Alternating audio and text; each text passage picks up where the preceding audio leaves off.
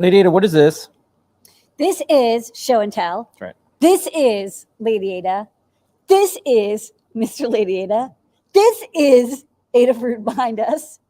And we've got, is dramatic. and this is Broadway's open, everybody. That's right. We're bringing it here. Welcome to Ada Cabaret. We've got about 20 minutes of scooting. Yeah. This is me scooting. Yeah. We got about like 20 minutes of us and people from the community. What are they making? Hacking, coding, roboting, 3D printing, and more. We're going to find out. Let's start off with First Jay. up is Jay, representing DigiKey and more. Jay, what you got going on this week? This week, I'm working on Von. He's been a robot we're working on for a while now. I've made a few new upgrades recently, which is a opening head, so I can now look in here and get all the parts and stuff. And that's where the circuits are held. Not even a word. Held. Currently, it's using a Adafruit Trinket Pro. So I'm going to turn it on really quickly, and it does basic random movement. Kind of slow, not too fast as of yet, so I don't want anything to break. Yeah. Paranoid about that. And recently, I finally got the wheels to move a bit, so we're going to test it here. And if it explodes on camera, I am sorry. Yeah, it looks like it's that cute sounds exciting. because it looks like the robot's waking up. It's cute. Hi. That's like me in the morning before I have my coffee. That's what I look like. Let's see. Come on. Roll. Oh, God. Oh, God. Yeah. Okay. Yeah, I got the wheels finally working. Wow. It's got really good movement.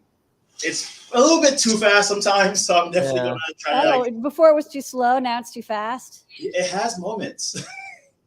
This is a great looking robot. I love the personality that your robot has. Thank you. It's the eyebrows. Yeah, eyebrows are cute. Yeah, it's based off of my old magpie eyes from last year.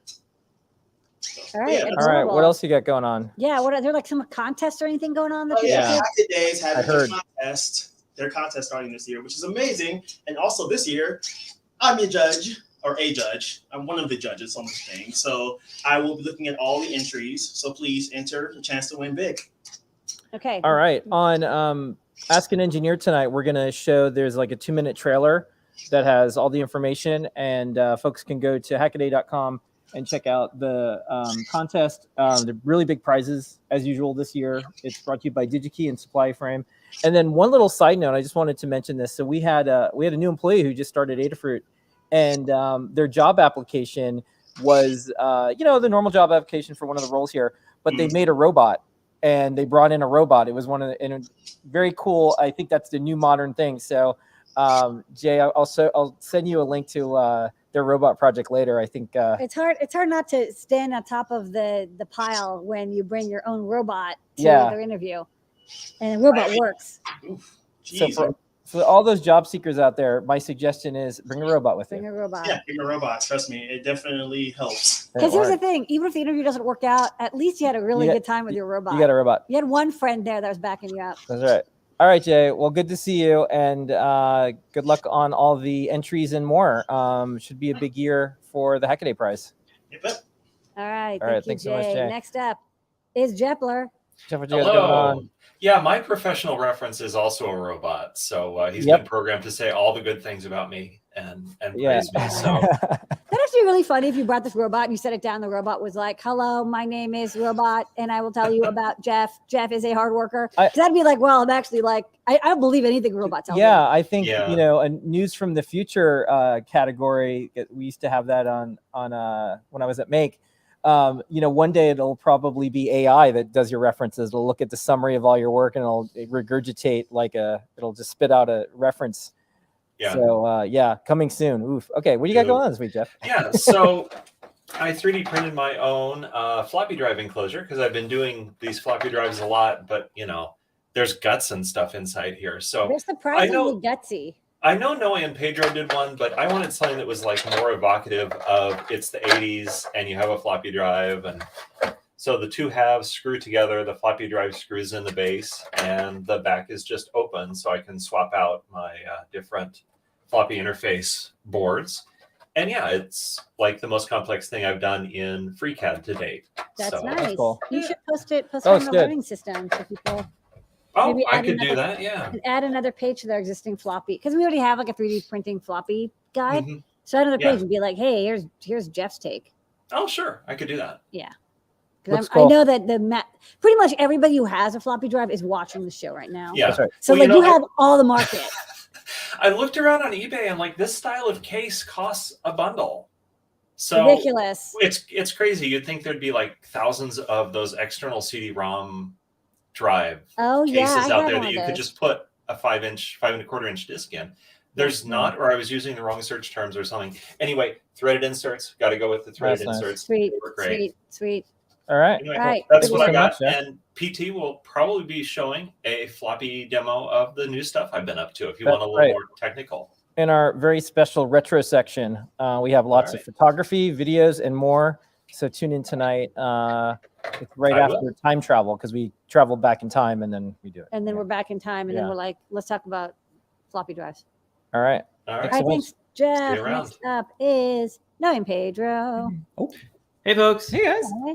Yeah, so this week we got a super simple artistic-y typography-based sort of project. Yeah. Yeah, so a lot of the book covers that you usually see are like made out of paper, and PT was like, hey, why don't we make like a 3D printed one and like theme it out to, you know, one of his favorite so books. when people come over or you have your background for like a, you know, video chat, you can, you know, your bookshelf can look even better. Yeah, so it was inspired by one of those typography Instagram accounts that had like a couple of really cool ones, and yeah, this was a really good one to do. Like have it line up with the actual artwork, and then have. I like this got the little 3D like the the one that I saw and I sent it over to Noe Pedro was very artistic and like proper and everything, and I'm like, ooh, comic books, graphic novels, and so I think we took a different take on it, but I think people would be able to use your files and remix and make their own. There's a lot of graphic novels that look kind of like this. I think it's a standardized size, and the cool thing for me with the 3D printing is I was just impressed that I was able to print the letters straight up, you know, with the supports in there and all, and like not having to glue anything together. Yeah, it looks that looks real. Like if I saw that in a store and that was part of the graphic novel, I would just assume it was part of it. Yeah. One thing I didn't mention though, release. Oh, what was that? Is that it does take quite a while. I think it's like 28 hours just to print this guy. Yeah. But you can read the book, and then when you're done with the book, it's like you get the slipcover ready. Yeah, but definitely worth it. And of course, if you have a book that you're spending that much time on, it's definitely going to protect it. It's pretty thick, so it's gonna, you know, the audiobook version is just 28 hours of the sound of a 3D printer. Oh, jeez. You would get you go crazy with that. With both of you. All right, we'll be showing these videos and more tonight on Ask an Engineer. You got anything else before we? Yeah. I think we got a little sneak peek of what we're prototyping. We're doing a collab project with Phil B. Here's the cube. So it's gonna have 6 sides. This is a 2.5 millimeter pitch, 64 RGB matrix. So there's 6 of them. Yeah. And here's the insides. We're just figuring out the mapping with the data cables and using some power rails to get all the power sorted. We've been using magnets for everything, so we've got a lot of magnet tabs. That's cool. So the pie can come out like this.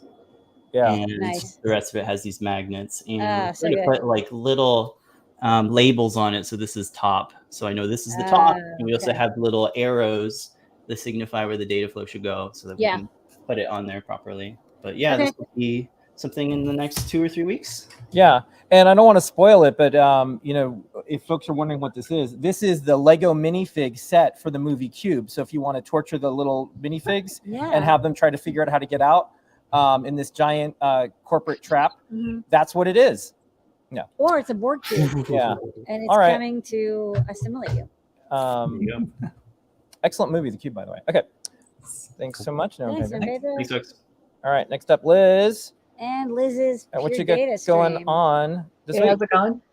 So I've got a Cutie Pie ESP32S2, and it's connected to Pure Data. That's what my screen is, with a socket. And so just as like a kind of proof of concept, I've got 2 Neo sliders, and when I bring them up,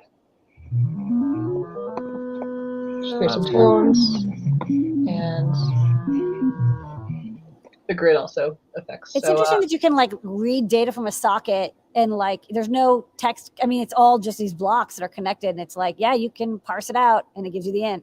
Yeah. What you basically do is you label the data with a piece of a string, and then Pure Data has this cool thing called route, and you just put that what that string is, and it pulls out what the float is, and it's really easy to get up and running, which is really cool. That's cool. And there's a neat little like looks like a pen drawn visualizer. Yeah, because normally you can kind of draw it with the mouse. So but I was able to get the sliders to plot it. That's instead. cool. Yeah, I think it's neat to combine, Circuit Python with pure data. I thought it'd be a neat example because it's like, we don't want to rewrite drivers over and over again. And I don't even know if the pure data does I2C. So how would you do that? I can see. A lot of people use Arduino, but I think it's just kind of an interesting idea that you're like, no, let's just use Wi-Fi. I'm like, okay, that's one way to do it. Yeah, because it's just connecting to your computer's IP, and you're telling pure data, listen on this fake port, and then you're connected. Yeah. Your firewall let you. Well, thanks so much, Liz. And then tonight on Ask an Engineer, we're going to show your video of the PySynth that you did, and then or the visualizer, and then also if you haven't already, everyone check out Adafruit's TikTok. Liz just did a 1-minute video in TikTok style. It turned out really good, so check that out. Liz talk. Thank you very much.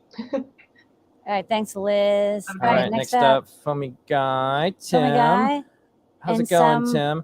Rainbows. And just by the way, everyone, check out Tim's show on Fridays at 2 p.m. Eastern.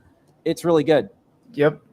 And perfect segue for this as well. I was working on some of this stuff on Deep Dive last week. So if folks want to see the code that went into some of these examples, you can check that out for the video. And I'll be on again this Friday playing with some other stuff as well. So what I have today is more of just a small example project than a fully fledged out project. But I basically have been working on some helpers that go around the vector IO module that's built into CircuitPython to try to make it easier to do some stuff with it. It's very flexible. It can kind of just make arbitrarily shaped polygons given a list of points.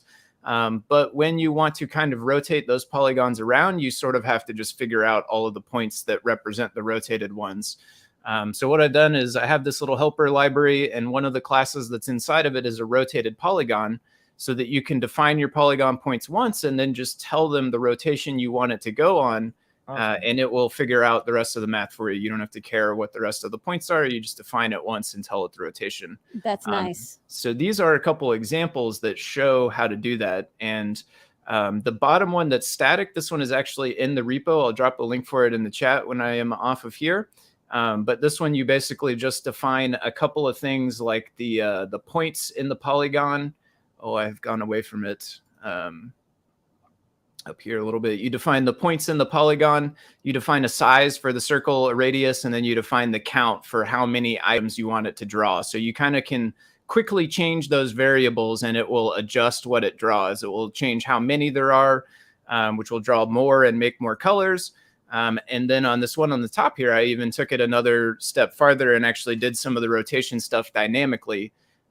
It's a little choppy, and I do also have a time sleep in it. So it is like moving a little bit and then waiting and then moving a little bit, but it kind of makes this interesting sort of kaleidoscope effect where you can code some really neat shapes in here, and then you can run the rainbow IO stuff and have it change colors.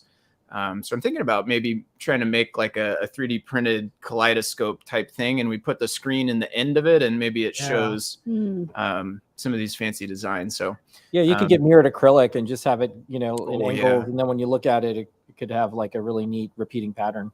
Yeah, acrylic would be really nice too. I like you're redoing like Quick Draw, but in like Python. It's kind of neat. All right. Nice. Well, thank you so much, Tim. And then again, folks can tune in on Fridays at 2 p.m. on all of our social media channels. Tim has a really good deep dive. That's what it's called, where you can step through a lot of this stuff real time. It's a literal deep dive. And we also have new graphics and as a cool sub. Submarine. Yep. Okay. Tim gets a submarine. All right. Thanks. Thanks, Tim. Yep. All right. Mark, how is it going? It's going great today. So I just need 1 second to start something up because there's fire involved today. Good. And I didn't want to start this beforehand. Okay. So this will also make sure my camera is working. Okay. So a couple years ago, one of the first random projects I did was, as COVID was starting and my birthday was right after that, making a robot to put out my candle so I didn't have to blow on it.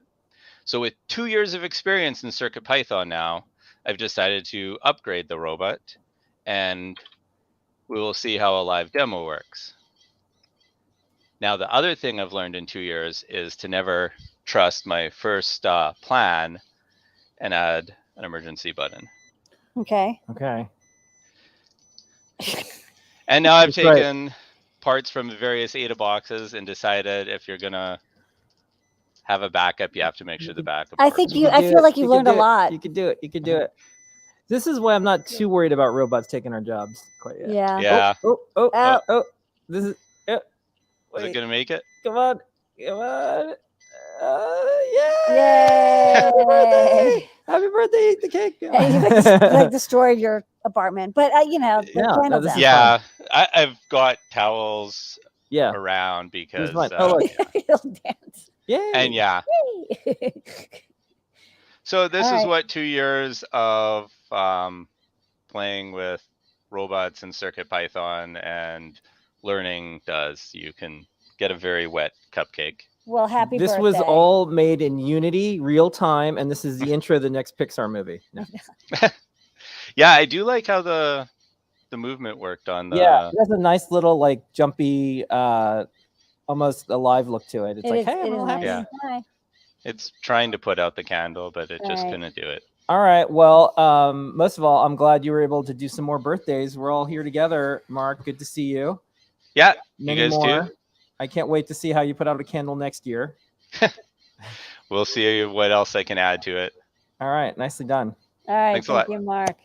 All right. That's All right, it everybody. That is for our show and tell this week. Thank you, everybody, for making this the best half an hour of our week every single week. Show and sharing your projects together. It's the longest running show and tell on planet Earth that we know of. Maybe even the known universe. We'll see. Inside this bubble. Could be. We'll see everybody next week, 7:30 p.m. Eastern time on Wednesday. Ask an Engineer starts in 10 minutes. one or a couple minutes. 10 or so. minutes or so. Yeah. Okay. Okay. Bye, Bye, everybody. everybody. See you next week.